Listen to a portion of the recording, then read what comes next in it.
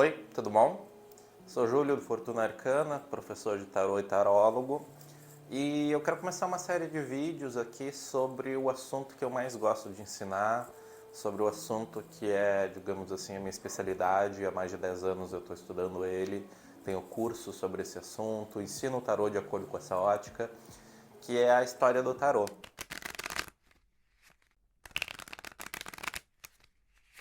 E eu acho que para começar, antes da gente entrar propriamente na história do tarô, eu acho que eu gostaria de responder uma pergunta muito interessante, que é a respeito das origens, dos significados das cartas.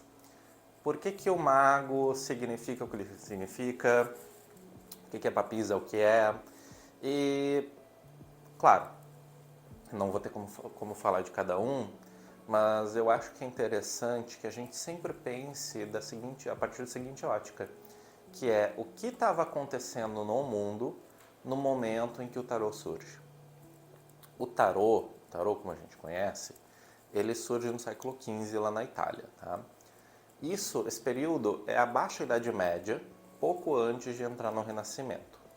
E esse período ele é marcado por diversas coisas, entre elas a gente tem um grande trauma da, da grande peste que estava acontecendo, a peste bubônica que estava acontecendo ali. A gente está tendo também uma produção maciça de vitrais nas igrejas. A gente está tendo uma visão sobre a igreja, a partir da que a igreja católica cria, a respeito de figuras como o diabo, o papel da igreja, o papel dos imperadores. Tudo isso está acontecendo na mesma época que o tarô está surgindo. O tarô, ele não é uma obra original. Inclusive, ele não é nem o único baralho que surge nessa época. Existem diversos outros baralhos que surgem nessa época que são tão interessantes quanto o tarô, que são tão misteriosos, tão cheios de figuras e imagens quanto o tarô.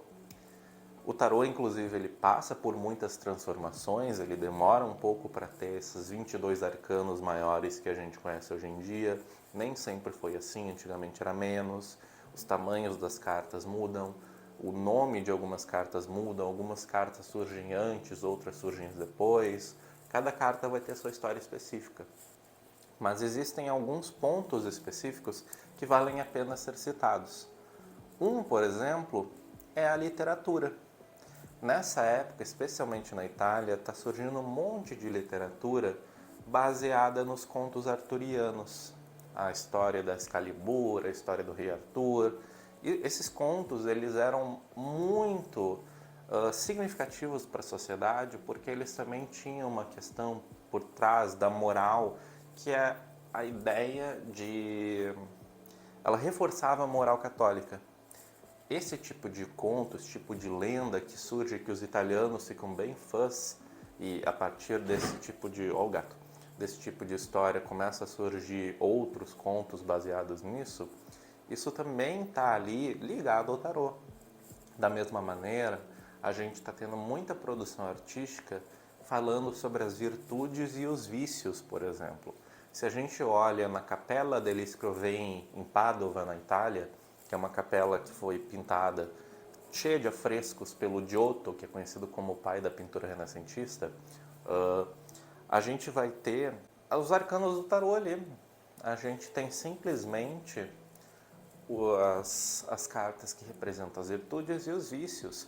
E é só olhar para a carta que representa a loucura, para a carta que representa a justiça, para a carta que representa a fé, para a pintura que representa a justiça, a fé. A gente vai ter as cartas do tarô ali antes do tarô existir, inclusive, bem antes, no mínimo 100 anos antes. Então, todo esse aspecto cultural das coisas que estão surgindo, a gente vai ter os poemas do Petrarca, a gente vai ter a literatura italiana que está passando por um monte de transformação, a gente vai ter essa questão dos jogos de cartas, né, que estão ganhando cada vez mais espaço. Tudo isso vai fazer com que o tarô se desenvolva. Então a gente não pode sair supondo que o tarô é uma criação que um dia alguém acordou e disse: eu vou criar hoje esse baralho.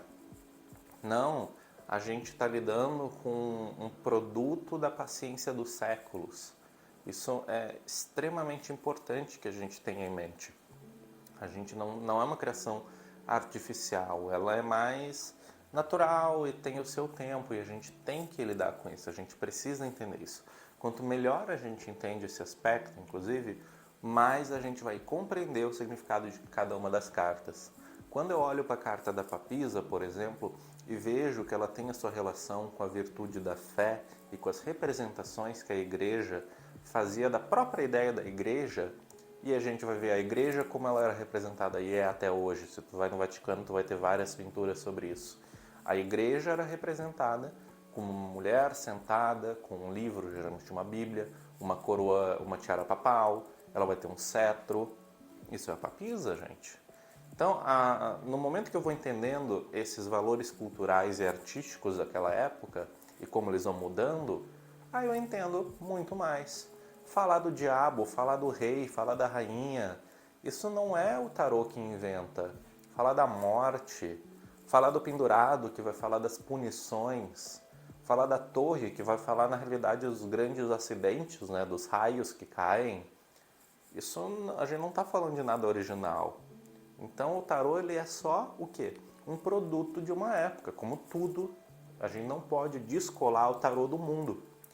Então, a partir disso, a gente vai começar a compreender mais e mais esse baralho. E, inclusive, tornar ele cada vez mais interessante, na minha opinião.